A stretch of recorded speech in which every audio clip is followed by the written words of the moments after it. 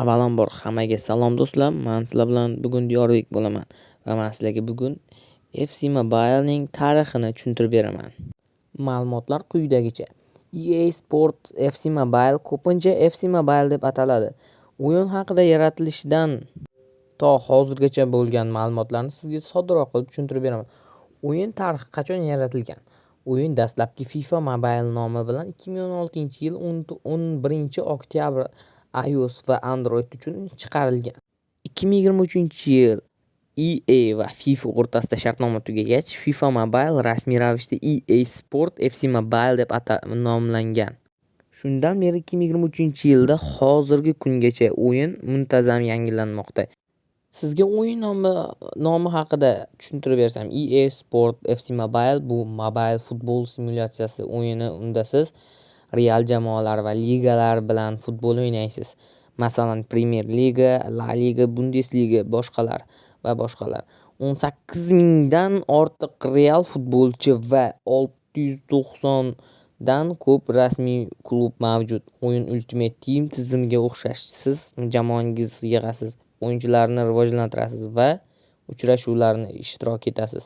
O'yin rejalari bu real futbol voqealarini moslab turli qisqa vazifalar, boshqa o'yinchilarga qarshi to'qnashuvlar, o'z jamoangiz bilan ligalarda birga-bir turnirlar, sezonlar, mukofotlar bilan muntazam yangilanishlar. Karyera rejimi, karyera mod yoki individualniy futbolchi yo'lini boshqarish hozirgi FC Mobile'da yo'q. Bu ko'proq konsol PC uchun EFC o'yinlariga xos. Yangilanishlar va voqealar. O'yin muntazam yangilanadi. 2024-yil 24-25 mavsum yangilanishi bo'lib, futbol Counter, Club Challenge kabi yangi kontentlar qo'shildi. 2025-yilgi versiyalar ham chiqarilgan. 2025 va 2026 versiyalar ularning kontenti muntazam takomillashtirilmoqda. 2025-mavsum EFC Mobile sezon reseti bo'lmaydi. Ya'ni siz jamoangizni yo'qotmaysiz, progress saqlanadi. O'yin haqida foydalanuvchilarning fikri. Ba'zi o'yinchilar o'yin balansini yoki skriptini tizimini tanqid qilgan. Boshqalar o'yin tarkibida rozi va uzoq vaqt o'ynab kelmoqda.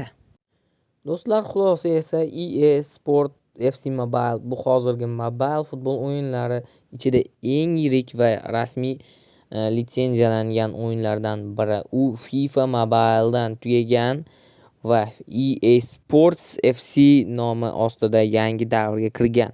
O'yin mobil uchun maxsus ishlab chiqarilgan, grafikasi va kontenti doimiy ravishda yangilanib kelmoqda.